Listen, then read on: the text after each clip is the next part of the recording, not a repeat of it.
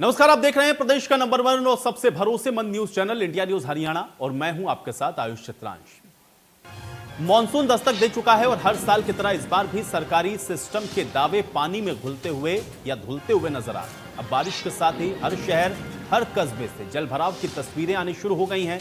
सड़कें लबालब हैं। कई शहरों का तो यह हाल है कि वाहन पैदल तक चलना मुश्किल है। सड़क ही नहीं, घरों और सरकारी दफ्तरों तक में पानी घुस गया है। अब जनता शिकायतें लेकर जिम्मेदार अधिकारियों के पास तो पहुंच रही है, लेकिन समाधान इसका कुछ भी नहीं है। इन सब के बीच में गौर करने वाली बात यह भी है कि हर बार बारिश के सीजन से पहले प्रशासन की तरफ से पुख्ता बंदोबस्त के दावे होते हैं, लेकिन मानसून तो क्या, प्री मानसून की बारिश ही सरकारी सिस्टम के दावों की पोल खोल देती है। और पोल खोलती हुई कुछ तस्वीरें आपकी स्क्रीन पर हैं। भिवानी, बवानीखेड़ा, चरखी दादरी, फरीदाबाद, कैथल और सिरसा, ये तस्वीरें हम आपको इसलिए दिखा रहे हैं क्योंकि आप देखिए किस तरीके से प्रशासन जो दावे करता है, दरअसल उनकी असल हकीकत होती क्या है। भिवानी के अंदर जल भराव, बवानीखेड़ा के अंदर जल भराव, चरखी दादरी, फरीदाबाद, कैथल, सिरसा, और ये सब प्री मानसून बारिश है। और प्री मानसून बारिश में ही ये हाल है इन तमाम जिलों का, इन तमाम इलाकों का। तो आप अंदाजा लगाइए कि जब मानसून अपने शबाब पर होगा तो उस वक्त यहाँ पर स्थितियां क्या होंगी। सरकारी दावे होते हैं और सरकारी दावों की असल हकीकत क्या है उसको दिखाती हुई ये तस्वीरें आपकी स्क्रीन पर चल रहे हैं। बहुत महत्वपूर्ण सवाल ये है कि आखिर हर साल जब तैयारियां होती हैं तो ये जलभराव क्यों होता है, और इन जलभराव से जो आम आदमी परेशान हो रहे हैं वो क्या कुछ कह रहे हैं, आइए आपको ये भी समझाएं। ये जी हमेशा ऐसे ही होता है। प्रशासन द्वारा कोई बरसात के मौसम में कोई भी इंतजाम नहीं किए जाते और हल्की फुल्की बूंदाबांदी होने से ही ये सड़कें देख रहे हैं जहाँ ये जलमग्न हो जाती हैं। लेकिन प्रशासन द्वारा हर बार यही दावा किया जाता है कि ये हम प्रबंध इनको उचित तरीके से कर लेंगे, लेकिन नहीं किया जाता। हर बार की तरह इस बार भी प्रशासन के दावे सारे खोखले नज़र आ रहे हैं। और जब भी बरसाती सीज़न आता है उससे पहले ही हमें प्रशासन को इसके इंतज़ाम पुख्ता करने चाहिए। जा रहे हैं ये ट्यूशन पढ़ाने के लिए, बच्चे को जा रहे हैं। अब पानी देख के तो हमारे को जाना पड़ेगा, वापस जाना पड़ेगा घर। ये बहुत दिक्कत हो गया हमारे को। महीने में पैसे लगते हैं, अब पैसे भी वो भी ये बारिश के पानी है, इतना जम जाते हैं। रोड का मतलब सुधार नहीं किए हैं, जब इस करके पानी लग जाते हैं रोड पे। मैं कानपुर से आया हूँ, मैं जा रहा हूँ टीम सीट के ऑफिस। तो चूँकि मैं होटल टॉसस में रुका हुआ था, बहुत ज़्यादा पानी भरा हुआ है, जिसके कारण मुझे अपने जूते उतारने पड़े और मेरे कपड़े भीग गए हैं। अब बताइए, ऐसे पानी भरा हुआ तो बताइए परेशानी तो होती है हम लोगों को।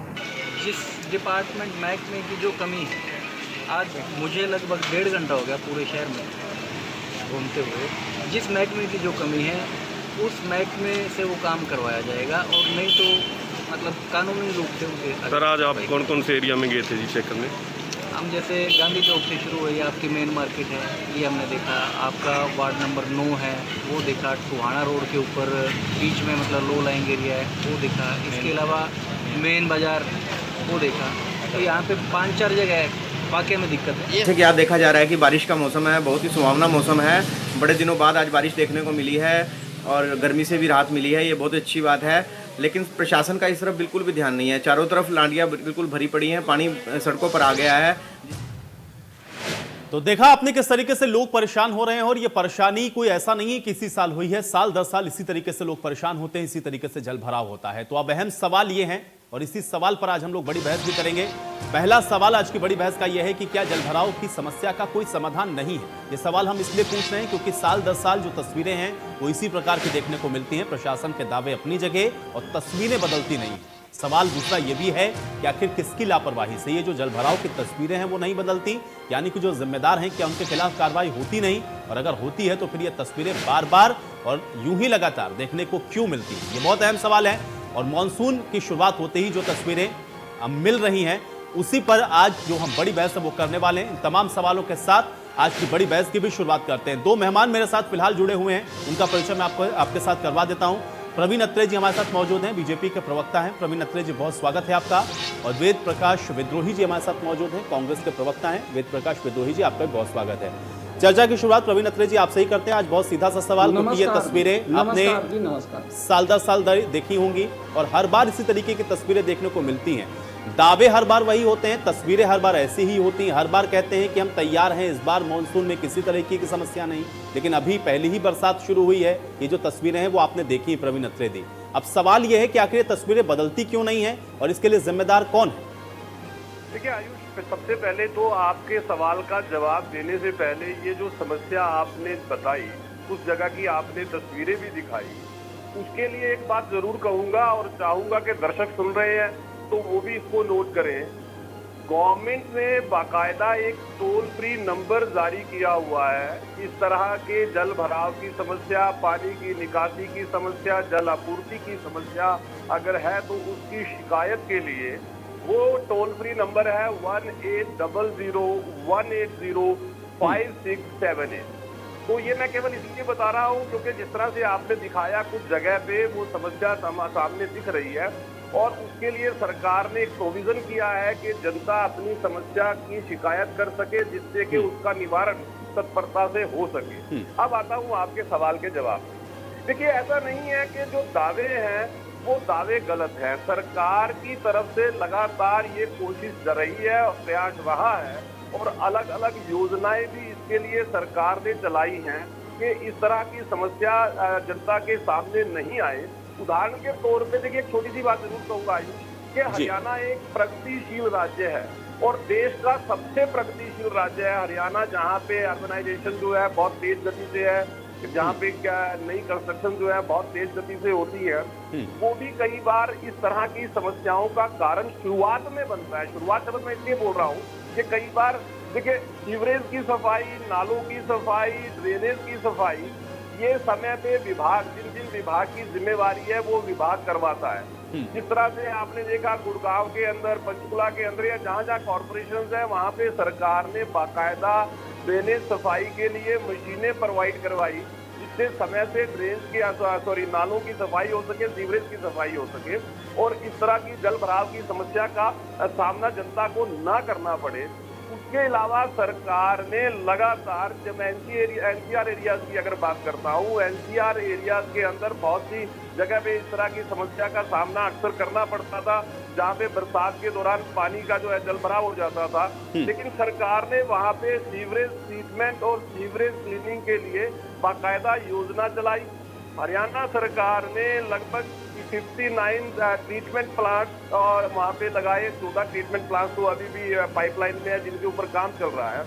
इसी तरह से बाकायदा अगर गुड़गांव का आपको एक एग्जाम्पल देता हूँ छोटा सा, गुड़गांव के अंदर जितने तालाब, गुड़गांव जिले की बात कर रहा हूँ, उन तालाबों की सफाई, उनका रख रखाव, मेंटेनेंस, जिससे कि अगर कहीं इस तरह का पानी जल भराव होता है तो उस पानी को पंप आउट करके उन तालाबों के अंदर डाला जा सके।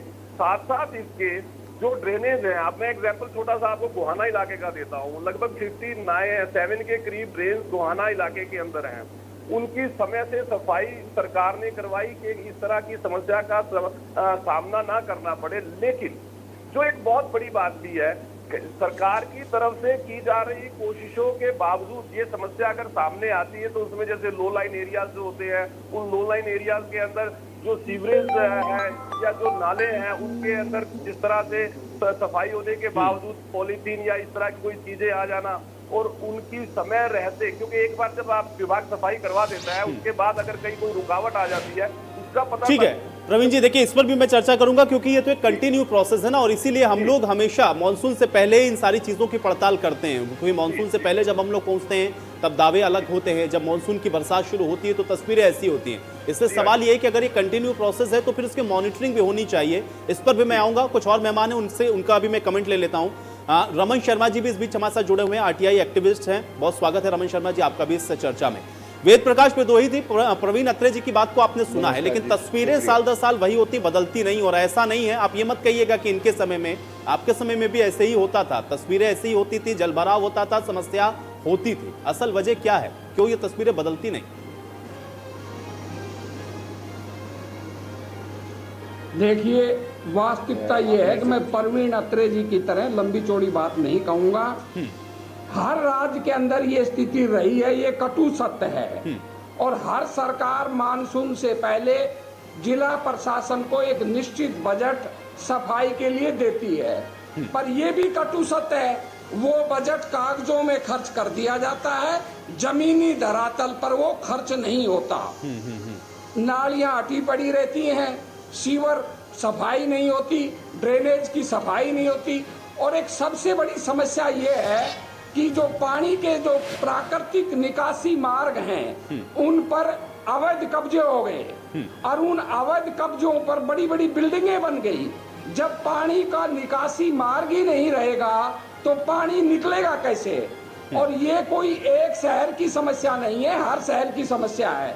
अत्रे जी गुड़गांव की बात कर रहे थे, आपने पिछले वर्ष ही देखा होगा गुड़गांव के अंदर जो main highway, national highway Delhi Jaipur road जोड़ने वाला, उसमें इतना पानी भर जाता है हर साल कि एक भयावह स्थिति सबके सामने नजर आती है।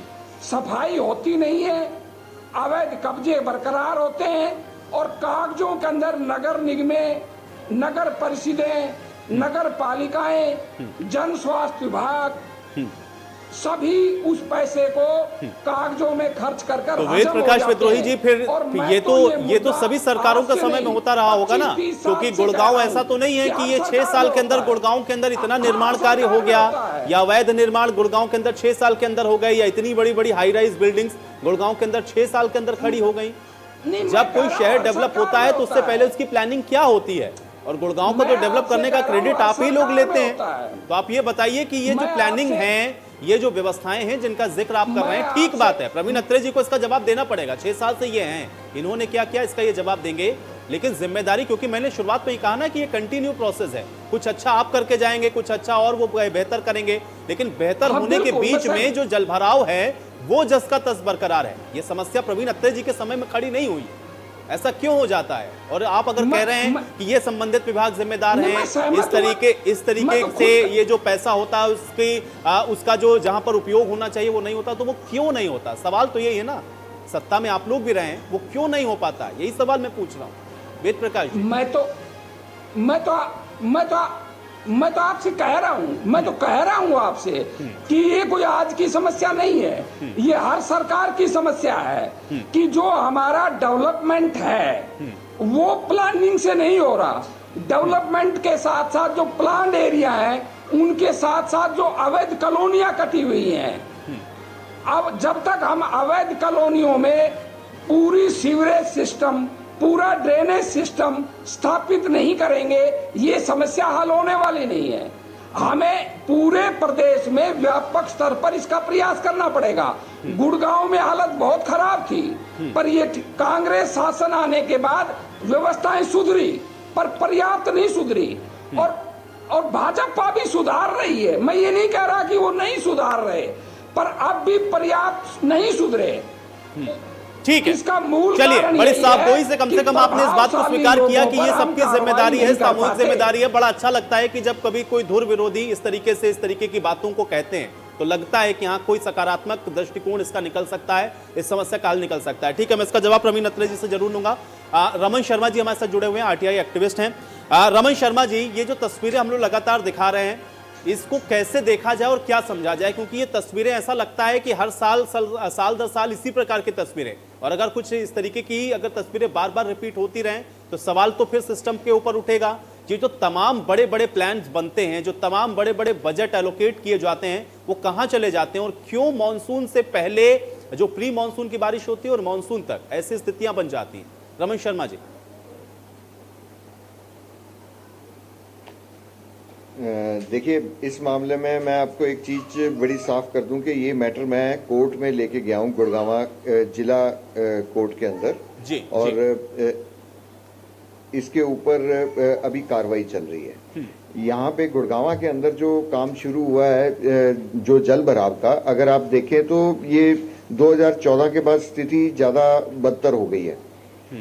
घाटा से बादशाहपुर नाला शुरू होता था, प्राकृतिक नाला था, और वो नजफगढ़ तक जाता था और गुड़गांव में कभी बाढ़ नहीं आने देता था। जब से इसको खत्म कर दिया और इसकी जगह ये आर्टिफिशियल स्टॉर्म वाटर ड्रेन बना दी, उसके बाद से ये स्थिति खराब हो गई। जितने प्राकृतिक जल स्रोत थे वो सारे के सारे गुड़गांव में खत्म हो चुके हैं। दूसरा, जो स्टॉर्म वाटर ड्रेन्स हैं वो प्लान ही नहीं है अगर गुड़गांवा जैसे शहर में आप ये स्थिति देखेंगे, प्लानिंग नाम की कोई चीज ही नहीं है स्टॉर्म वाटर ड्रेन्स की, तो आप समझ सकते हैं कि क्या खेल हुआ होगा। और लोगों को जो आज प्रॉब्लम आ रही है वो इसलिए आ रही है, आपने एक एरिया की प्लानिंग की, कोई भी एरिया, कोई भी शहर, कोई भी गांव ले लीजिए, अगर वहां पे आपने 100 आदमी की प्लानिंग की और वहां पे आप 1000 आदमी बसा देंगे तो क्या होगा? आपकी जितने भी ओपन स्पेसेस हैं उनके ऊपर कब्जे होते चले जाएंगे, और वो हो रहे हैं। गुड़गांवा का जो FAR है वो 4 बार बदल चुका है, बढ़ाया जा चुका है। जहां पे 2.5 मंजिल बननी थी वहां पे 5-5 मंजिलें बनी हैं।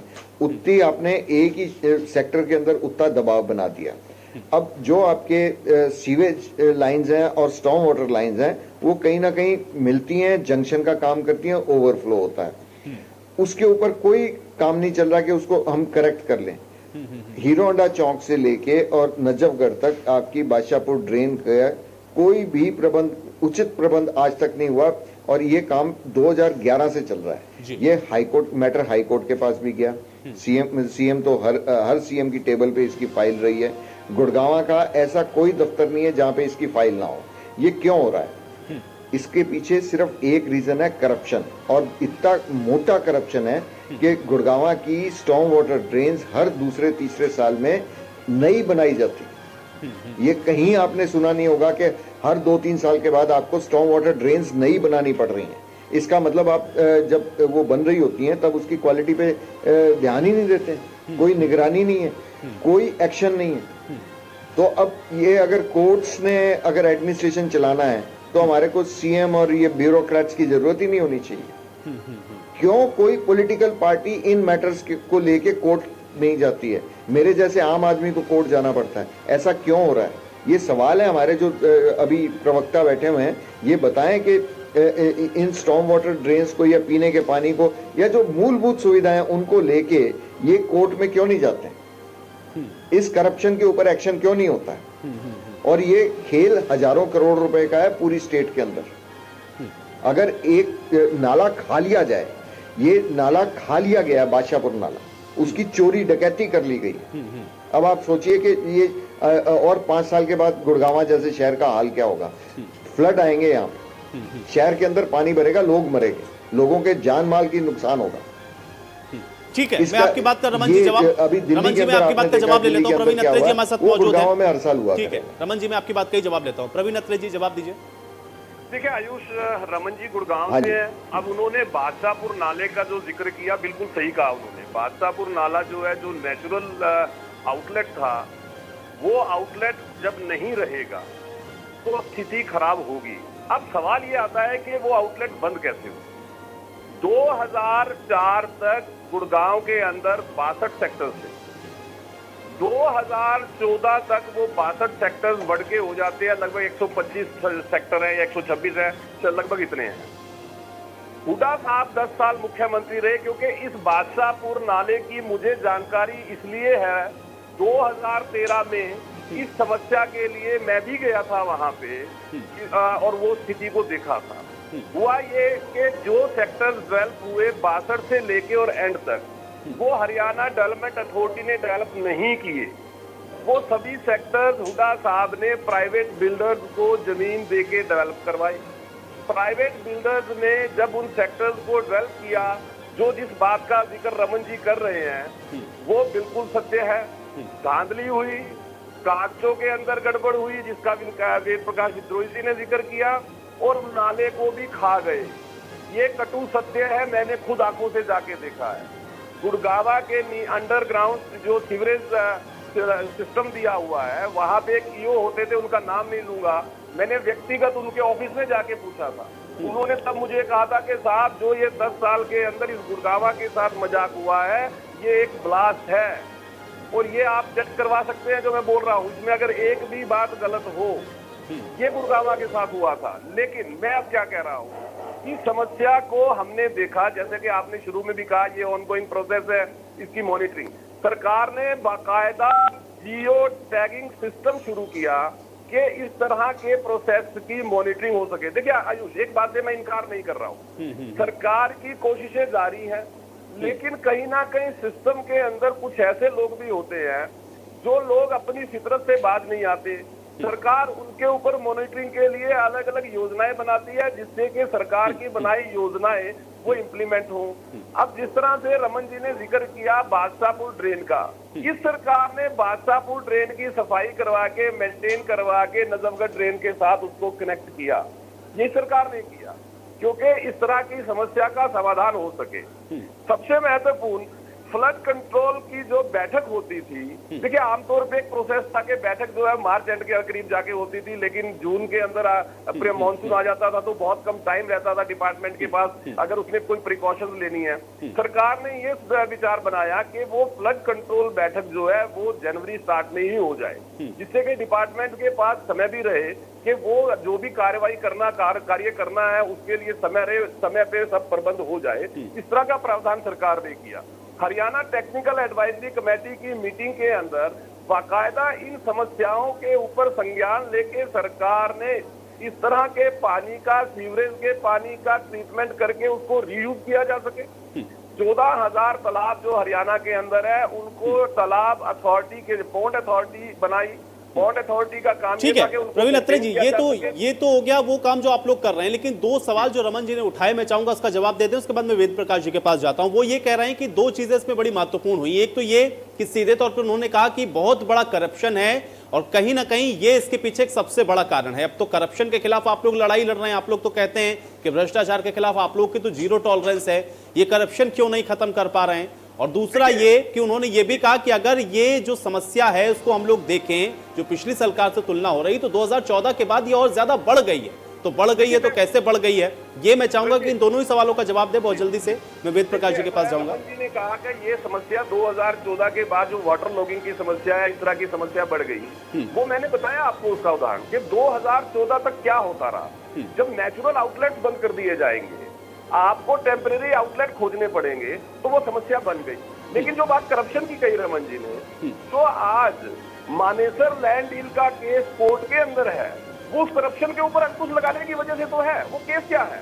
केस सिंपल ये था कि 1092 एकड़ जमीन एक्वायर की जाती है वर्कर्स के घर बनाने के लिए, लेकिन कांग्रेस की सरकार आती है, 962 के करीब एकड़ जो है उसमें से बिल्डर्स को रिलीज कर दी जाती है, जहां पे बड़ी बड़ी बिल्डिंगें खड़ी हो जाती हैं, उनका एफआईआर बढ़ा दिया जाता है, जिसका जिक्र रमन जी भी कर रहे हैं। वो वही मामला है, इसीलिए वो मामला कोर्ट के अंदर है। सरकार ने इसी व्यवस्था को बदलने के लिए जो करप्शन है सबसे पहले उसी पे चोट की। हालांकि हमारे विरोधी उस बात में बड़े तिलमिलाते हैं, तरह तरह के आर्नगल आरोप लगाते हैं, लेकिन सच्चाई तो कागजों में है, सामने मामला कोर्ट में है जो हुआ है गुड़गांव के साथ। उस मामले को कोर्ट में हम ही लेके गए हैं, उस मामले के ऊपर कोर्ट अपनी कार्रवाई कर रही है, उससे बहुत ज्यादा कहना भी उचित नहीं है, क्योंकि जब मामलों को कोर्ट में तो उससे ज्यादा नहीं कहा जा सकता, कोर्ट निर्णय करेगा उसके ऊपर।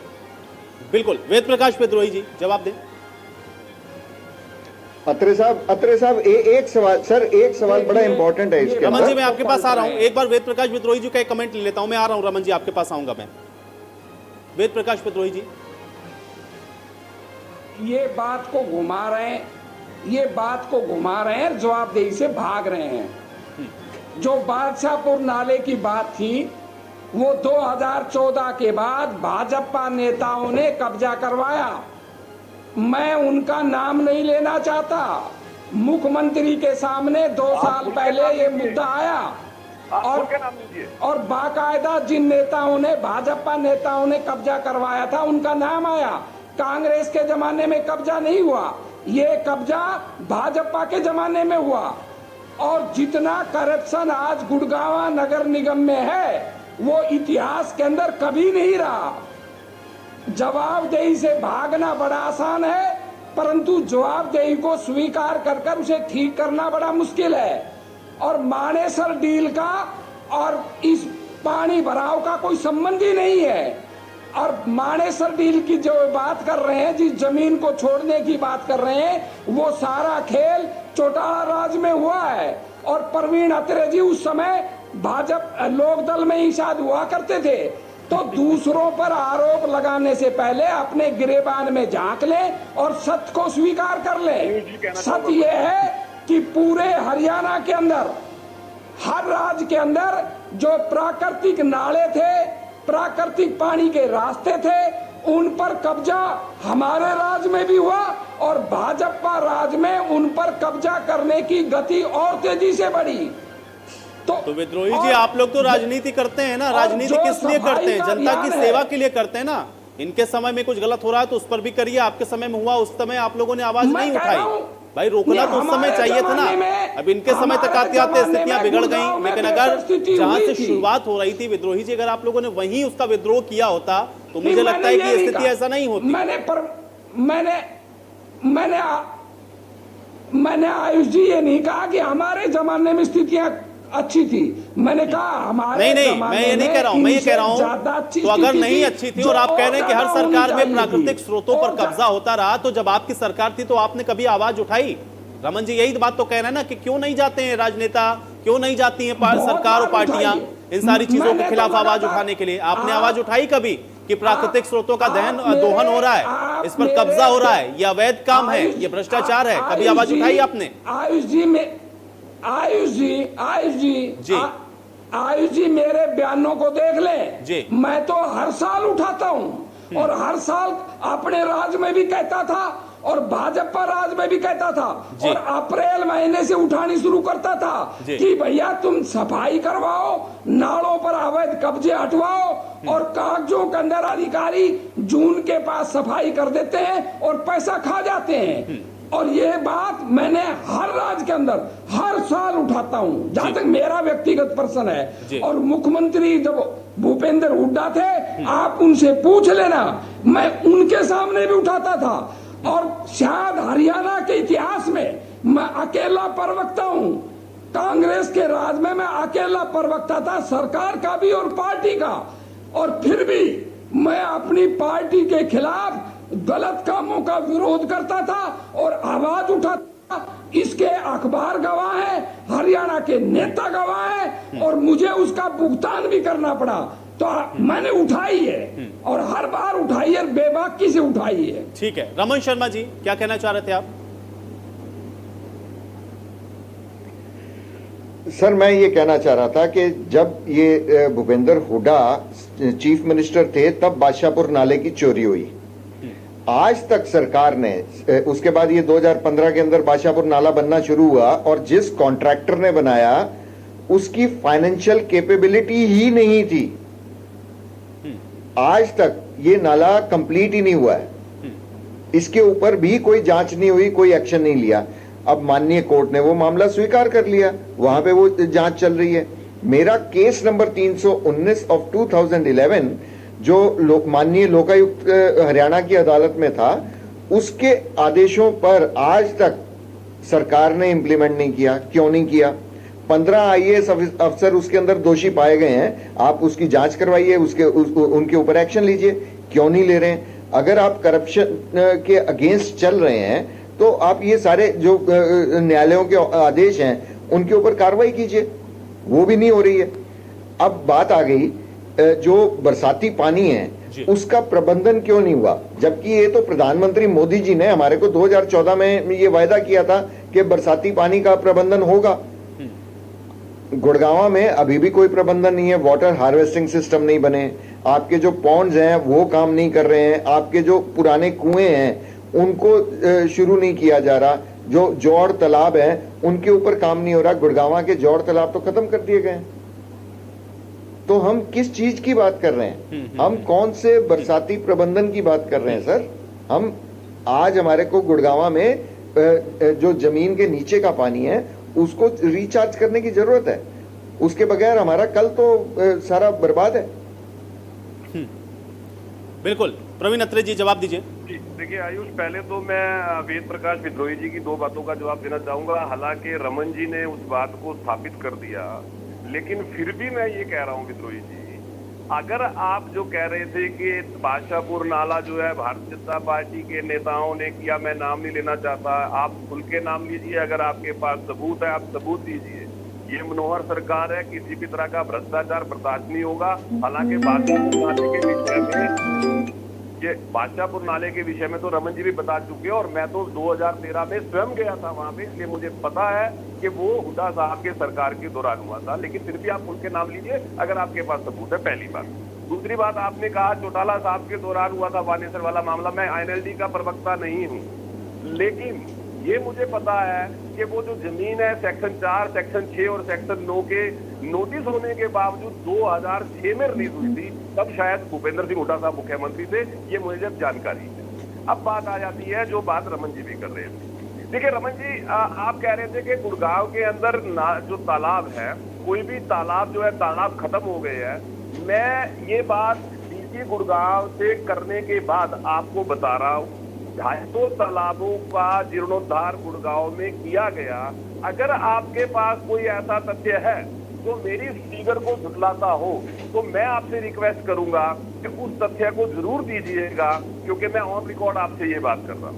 और जहां तक हरियाणा के अंदर है, मैं पहले बता चुका हूँ कि 14,000 सर मैं 72 तालाब जी मैं बता रहा हूँ कि पूरे गुड़गांव डिस्ट्रिक्ट की मैं बात कर रहा हूँ। इनकी सूची आपको अभी भी सौंप सकता हूँ, जिसको लेके हम कोर्ट में गए हैं सर। वाटर बॉडीज जो है गए होंगे, मैं रमन जी इस बात से इनकार नहीं कर रहा हूँ। बहुत अच्छा है आप कोर्ट में गए और कोर्ट डायरेक्शन करेंगी। अगर जब कोर्ट डायरेक्शन करेगी तो वो इम्प्लीमेंट होती है, कोर्ट के कोई भी आदेश होते हैं।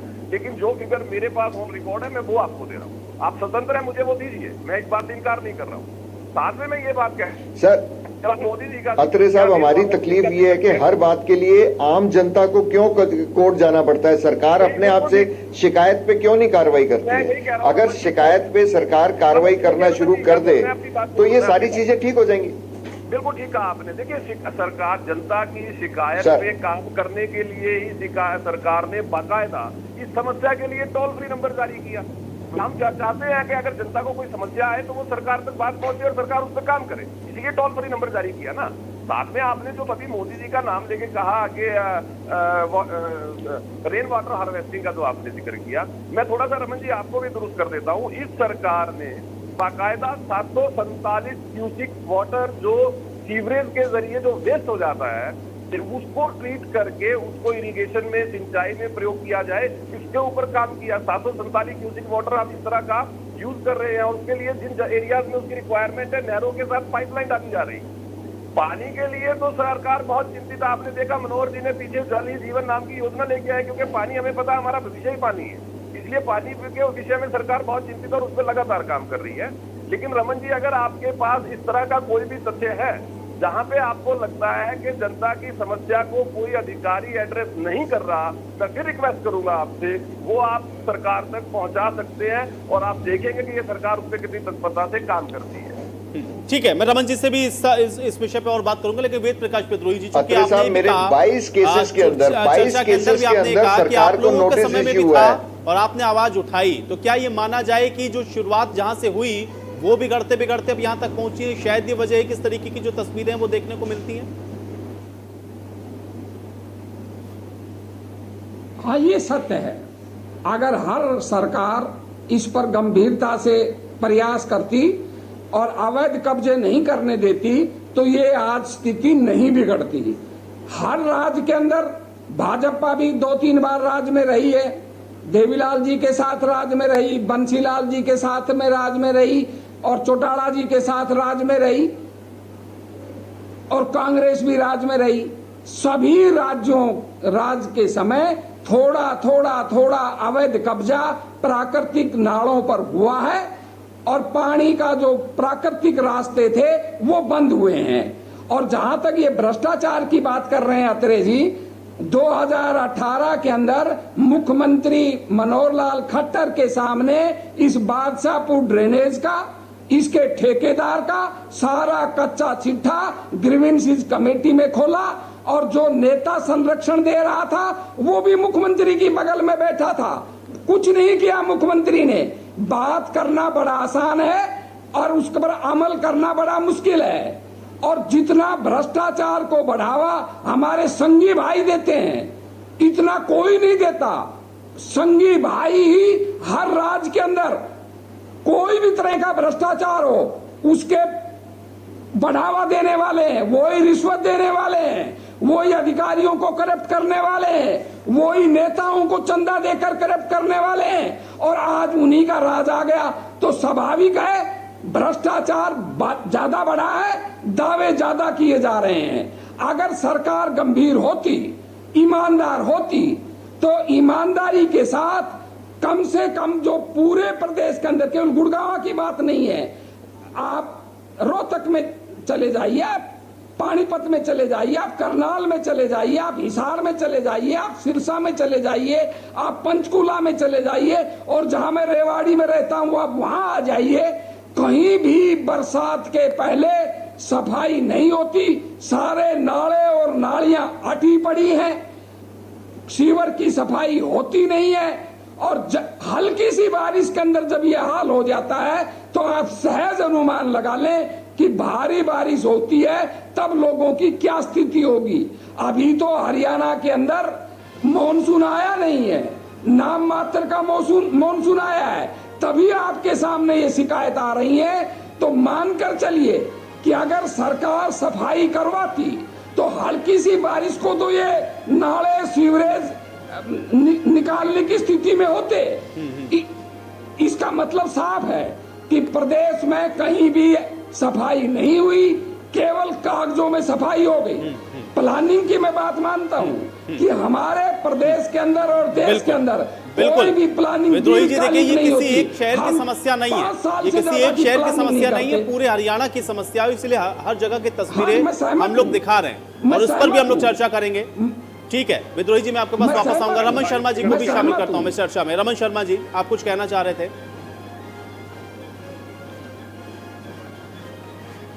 सर मैं ये कहना चाह रहा हूं कि जहां पे कोई भी एक प्लानिंग है, जो अभी सारे बात कर रहे हैं प्लानिंग की, जो ग्रीन बेल्ट्स हैं उनके ऊपर कब्जे हैं वो भी सरकार को दिखाई नहीं देते।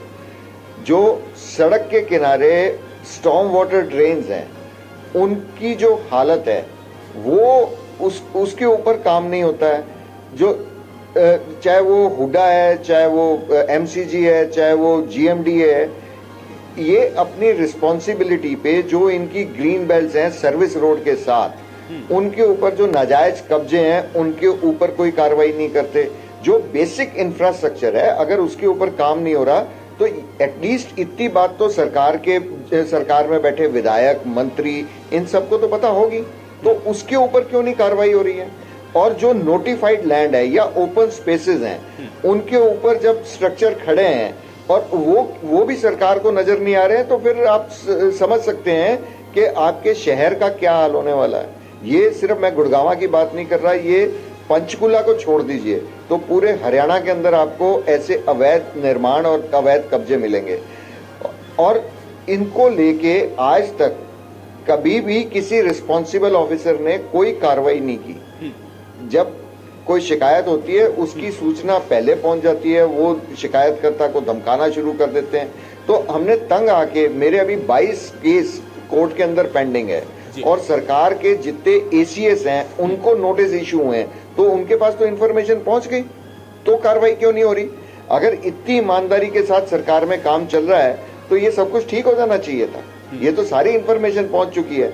मेरे 2 मैटर में सीएम साहब को रिप्रेजेंट करने वाले एडवोकेट पेश हो रहे हैं, डबल एजी, तो वो भी इंफॉर्मेशन नहीं जारी होगी।